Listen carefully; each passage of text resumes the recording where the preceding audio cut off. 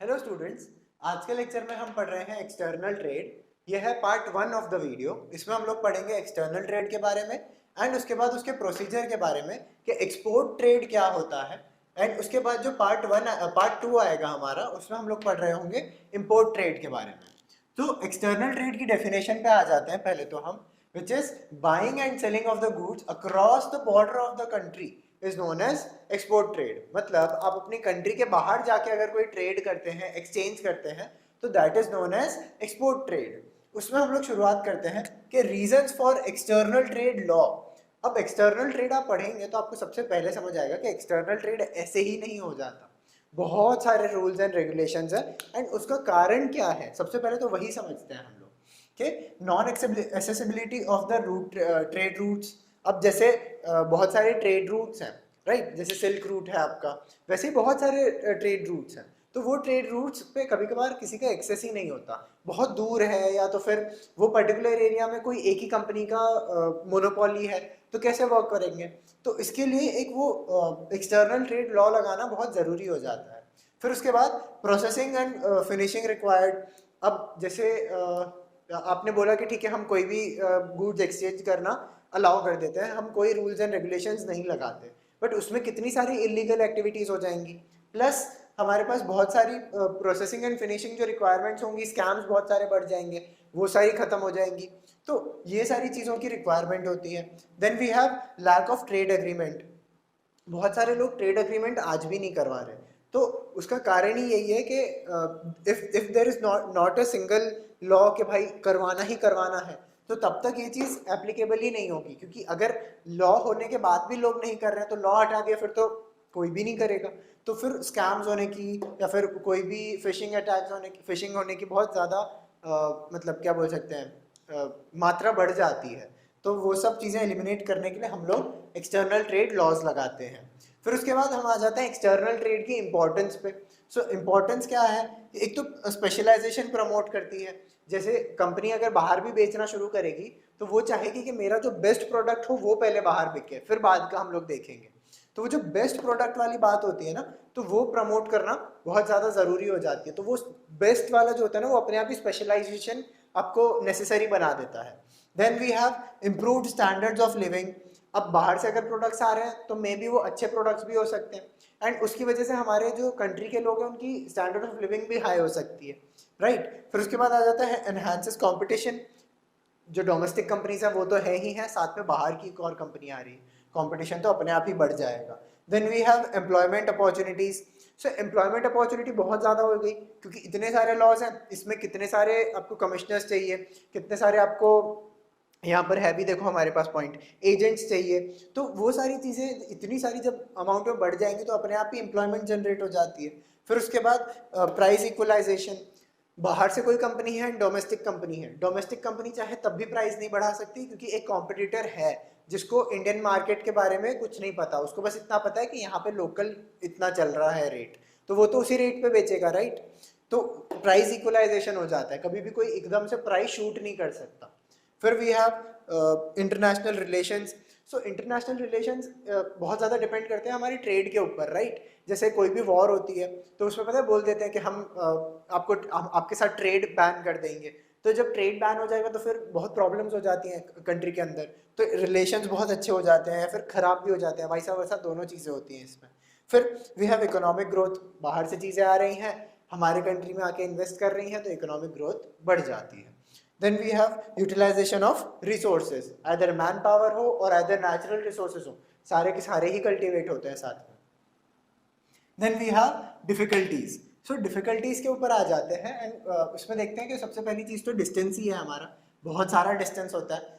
Let's say अगर आपको कोई अमेरिका से यहाँ पे प्रोडक्ट भेजना है, तो उसमें बहुत महीनों लग जाते हैं, और डिस्टेंस बहुत ज़्यादा है, रिस्की नेचर है। आप वहाँ से भेज रहे हैं, आया नहीं, तो फिर कौन रिस्क लेगा, राइट।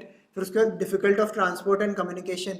अब कितने बार ऐसा होता है कि इतनी बड़ी बड़ी चीज़ें आप जैसे कार्स हैं या फिर बसेस हैं, अब ये कैसे ट्रांसपोर्ट होंगी, राइट। सो इनके लिए एक तो बहुत ज़्यादा ट्रांसपोर्ट की डिफिकल्टी है, दूसरा इतना इतना डिस्टेंस है तो कम्युनिकेशन का भी एक बैरियर आ जाता है। आप बोलेंगे फ़ोन पे बात हो जाती है, करेक्ट हो जाती है, बट आपको कैसे पता वो पर्सन का इंटेंशन क्या है, वो वो तो सामने हमको मिल के पता चलता है, राइट।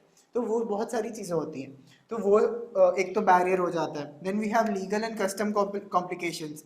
सो हमने ही मतलब लॉस तो खैर हमने ही बनाया, बट ये कॉम्प्लिकेशंस होने का भी कारण है। तो ये कॉम्प्लिकेशंस भी एग्जिस्ट करती हैं, वो हम बता रहे हैं इसमें। फिर स्टडी ऑफ फॉरेन मार्केट, आपको बाहर जाना है तो बाहर के मार्केट के बारे में पता होना चाहिए, नहीं तो आप कैसे बेचेंगे, तो वो सारी चीज़ें पता होनी चाहिए। Change in rules and regulations, तो आपको वो भी देखना होता है कि कोई रूल्स एंड रेगुलेशन चेंज तो नहीं हो रहे वहाँ के। क्या पता आप वहाँ पे ले जाके पेट्रोल व्हीकल रख दें एंड बोलेंगे कि पेट्रोल व्हीकल तो आज से हम चलाएंगे नहीं, हम तो सारे इलेक्ट्रिक व्हीकल्स चलाएंगे। सो ये भी एक चीज़ हो सकती है। फिर फ्लक्चुएशन इन एक्सचेंज रेट, हमारे जैसे वहाँ की जो कंट्रीज़ हैं उनके, लेट्स से आप अमेरिका जाते हैं, वहाँ पे डॉलर चल रहा है, अब डॉलर का एक्सचेंज रेट चेंज हो रहा है, आपने आज भेजा तो 10 रुपये था, कल से आया तो 70 रुपये हो गया, तो पैसे तो बढ़ गए एकदम से, आप कैसे पे करेंगे। तो ये भी एक प्रॉब्लम होती है। ऐसे इतने हाई फ्लक्चुएशंस नहीं होते, बट इन जनरल एक प्रॉब्लम होती है जब ये लार्ज स्केल पे चले जाए। अब वही चीज़ 5 रुपये भी बढ़ गई या 1 रुपये भी बढ़ गई ना, और अगर लेट्स से आपका प्रोडक्ट था 1 करोड़ का, तो 1 करोड़ का था, 1 रुपये बढ़ गए, तो फिर आपका अपने आप ही हज़ारों या लाखों का एड ऑन हो जाता है, तो वो एक बहुत बड़ी चीज़ हो जाती है। फिर उसके बाद हम बात करते हैं कुछ फैसिलिटेटर्स के बारे में। फैसिलिटेटर्स मतलब जो रास्ता आसान बनाते हैं आपके लिए, या फिर रास्ते में काम आते हैं, क्योंकि हमको पता चल गया कि बहुत लंबी जर्नी है, छोटी मोटी चीज़ तो है नहीं, लंबा कॉम्प्लिकेटेड प्रोसीजर है, क्योंकि हम हर जगह वही पढ़ रहे हैं कि कॉम्प्लेक्स है, कॉम्प्लेक्स है, कॉम्प्लेक्स है। तो वो कॉम्प्लिकेशंस को कम करने के लिए, या फिर बोल दो थोड़ा स्मूथ करने के लिए, हमारे पास फैसिलिटेटर्स होते हैं। तो इंडेंट फॉर्म्स बेसिकली वो फॉर्म्स होती हैं जो आपको हेल्प करती हैं आपके प्रोडक्ट एक्सपोर्ट करने में। जो जितने भी एक्सपोर्ट वाले पता है होते हैं, कुछ लोगों का बिजनेस होता है, अगर आपने सुना हो तो, एक छोटी सी दुकान होती है, उसमें वो लोग एक्सपोर्ट एंड इंपोर्ट का काम करते हैं, तो वो ये वही लोग होते हैं बेसिकली। फिर उसके बाद export houses. So export houses are those houses जो मेक श्योर करते हैं कि कुछ भी प्रॉब्लम ना हो, सारा जो एक्सपोर्ट हो रहा है वो ढंग से हो जाए, एंड कुछ भी इलीगल चीज़ या फिर कुछ भी अनसॉलिटेटेड चीज़ वहाँ पर एक्सपोर्ट ना हो सके। Then we have forwarding agents. Forwarding agents मतलब आगे के जो प्रोसीजर्स हैं, आगे के जो कॉम्प्लिकेशंस हैं, उसके बारे में आपको गाइड कौन करेगा, आपको समझाना भी तो पड़ेगा। लेट्स से आप भले ही आप हर रोज़ करते हो, जैसे बहुत लोग होते हैं जो बोलते हैं हमारी कंपनी तो करती है, बट स्टिल हमने यहाँ पर बोला change in laws, change in communication, difficulties in communication, transport, बहुत सारी चीज़ें होती हैं, बहुत सारे अननेचुरल फैक्टर्स होते हैं जो आपको इफेक्ट डालते हैं, बहुत सारे नेचुरल फैक्टर्स इफेक्ट डालते हैं। तो ये सारी चीज़ों में ध्यान रखने के लिए हमको एजेंट भी चाहिए होता है। Then we have clearing agent. Clearing agent मतलब आप यहाँ पर आगे पढ़ेंगे कि हमको ना कस्टम क्लियरेंस करवाना होता है, एक्साइज क्लियरेंस, कस्टम क्लियरेंस, बहुत सारे क्लियरेंसेस होते हैं। तो ये सारे क्लियरेंसेस मिल जाए हमको, इसके लिए हमारे पास एक क्लियरिंग एजेंट होता है। फिर we have shipping companies. So shipping companies मतलब शिप में बिठाया आपने सामान को एंड वहाँ तक लेके गए, तो ये शिप किसकी थी, शिपिंग कंपनी, तो ये वो शिपिंग कंपनीज हो जाती हैं। Then we have insurance company. Insurance company मतलब अब आप इतने करोड़ों का सामान भेज रहे हैं एंड उसका इंश्योरेंस ना करवाएं, ऐसा पॉसिबल कैसे। तो वो सामान जो भेजते हैं और लेते हैं हम, उनका ही बाकायदा इंश्योरेंस होता है कि अगर सामान में कुछ भी प्रॉब्लम हो जाती है तो फिर इंश्योरेंस कंपनी आपको पैसा दे देगी।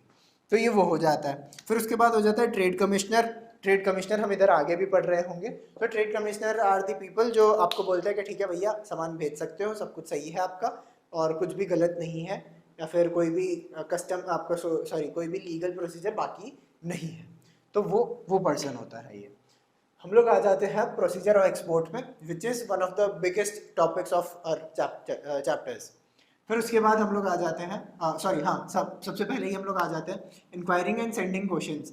सो आप कभी भी कोई चीज़ भेजते हैं या फिर कभी भी कोई चीज़ आप जैसे आप पैसे ट्रांसफ़र करते हुए देखा होगा अपने पेरेंट्स को। सो जब हम पैसे ट्रांसफ़र करते हैं ऑनलाइन तो हम 2 बार फ़ोन करके पूछते हैं भैया पैसे भेज रहे हैं, ठीक है ना। तो हम एक बार इंश्योर करते हैं राइट कि पैसे भेज रहे हैं हम। सिमिलर चीज़ ये भी है कि इंक्वायरी करते हैं एंड क्वेश्चन भेजते हैं कि भैया हम पैसे भेज रहे हैं या फिर हम सामान भेज रहे हैं, ये तो पैसा है बट हम सामान भेज रहे हैं, या फिर हमारा जो प्रोडक्ट है वो निकलने वाला है, मतलब प्रोसीजर चालू कर दिया जाए। तो अगर वहाँ से यस आता है तो हम जाते हैं नेक्स्ट प्रोसीजर पे, which is receipt of indent and export order, कि भैया ठीक है सॉरी इसमें मतलब बेसिकली आप ये समझिए कि अब जो सामने वाली पार्टी है उसने आपको बोल दिया ठीक है भैया एक्सपोर्ट कर दो एंड हमको चाहिए इस चीज़ की यहाँ पे ज़रूरत है और हमारी गवर्नमेंट ने हमको अलाउ किया हुआ है।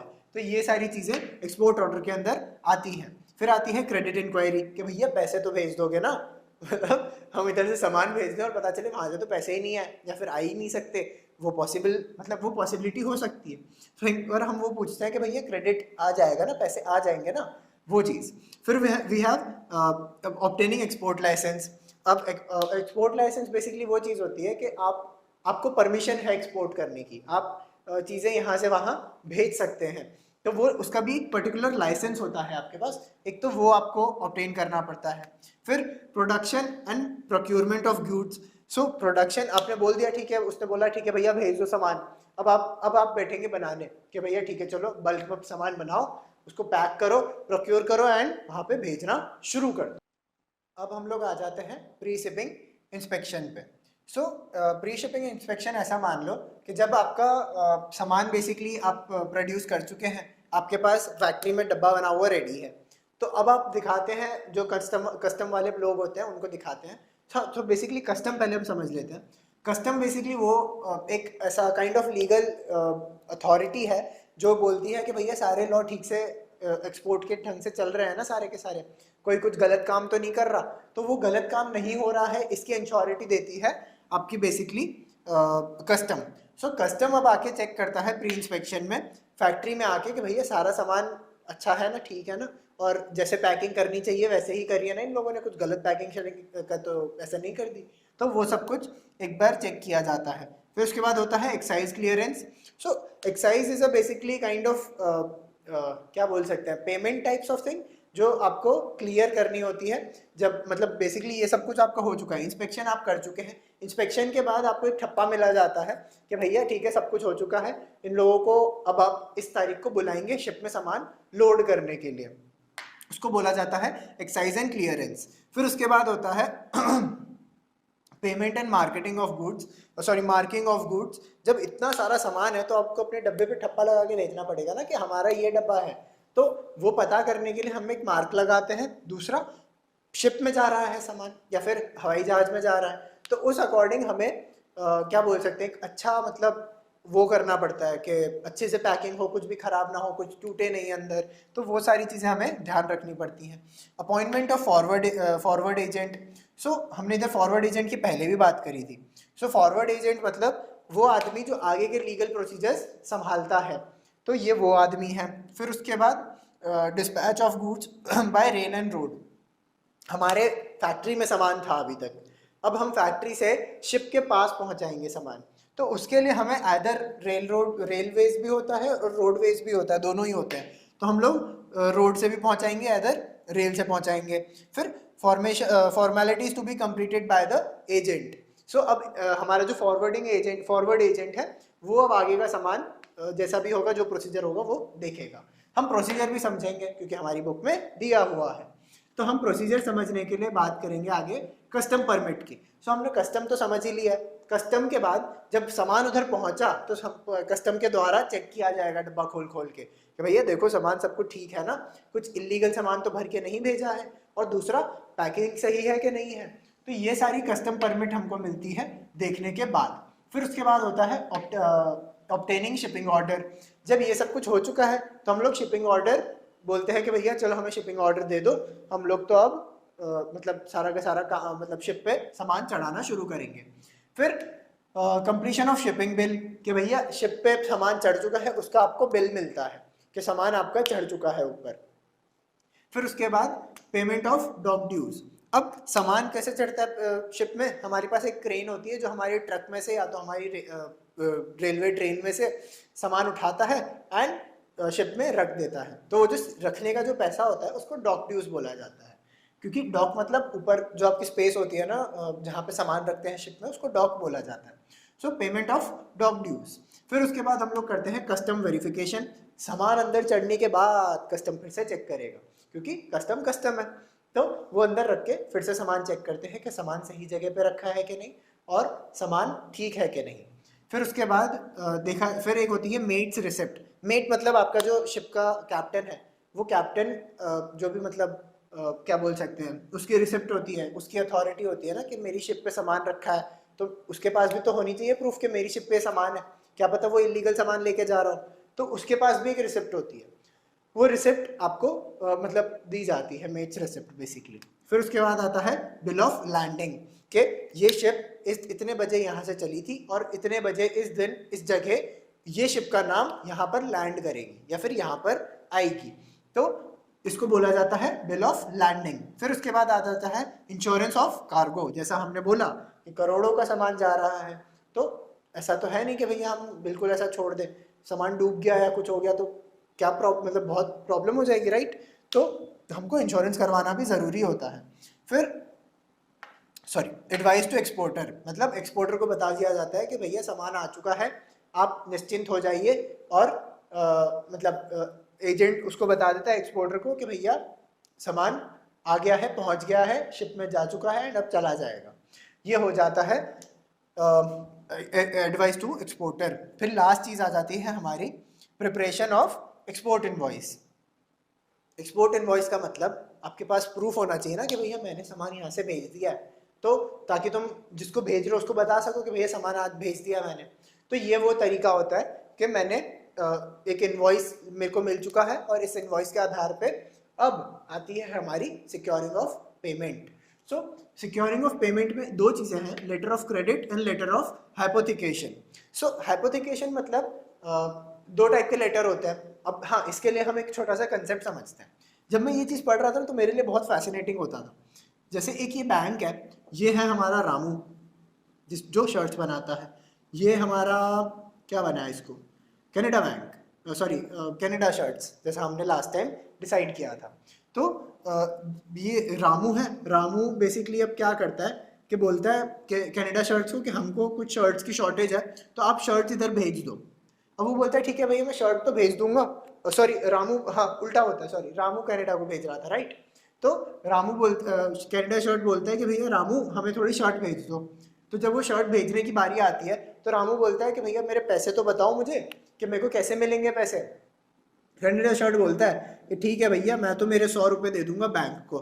अब बैंक क्या करती है, बैंक ना एक कंफर्मेशन दे देती है रामू को कि ठीक है भैया 100 रुपये आ चुके हैं कनाडा शर्ट की तरफ से, आपको मिल जाएंगे, बट इधर आपको दिखाना पड़ेगा लेटर ऑफ क्रेडिट और letter of hypothecation. So letter of hypothecation मतलब फर्क बस इतना होता है कि या तो ये इसको लेटर दे देगा और या तो ये इसको लेटर दे देगा, कि आप इधर वेज चेक कर सकते हैं कि यही रामू है जिससे मैंने सामान मंगवाया है, ठीक है। तो रामू को इधर ये लेटर ऑफ क्रेडिट क्या होता है कि लेटर ऑफ क्रेडिट दिया जाता है कनाडा शर्ट के द्वारा बैंक को। जैसे रामू ने यहाँ से भेज दिया तो एक्सपोर्ट इनवॉइस वो जाके दिखाएगा बैंक को कि देखो ये रहा मेरा एक्सपोर्ट इनवॉइस। अब वो एक्सपोर्ट इनवॉइस की जो डिटेल्स होंगी, अगर वो लेटर ऑफ क्रेडिट जो इसने भेजा है उससे मैच कर जाती हैं, बहुत ही बढ़िया चीज़ है।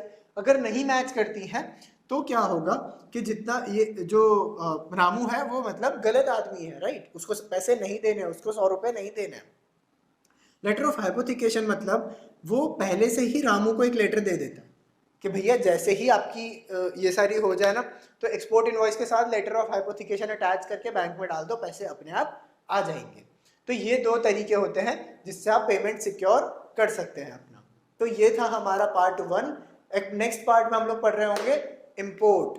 तो इम्पोर्ट के भी ऐसी ही कुछ कहानी चलती है, जैसे इसकी कहानी चल रही थी एक्सपोर्ट ट्रेड की, वैसे ही कुछ इम्पोर्ट ट्रेड की चलती है। तो हम वो नेक्स्ट लेक्चर में पढ़ रहे होंगे। Thank you.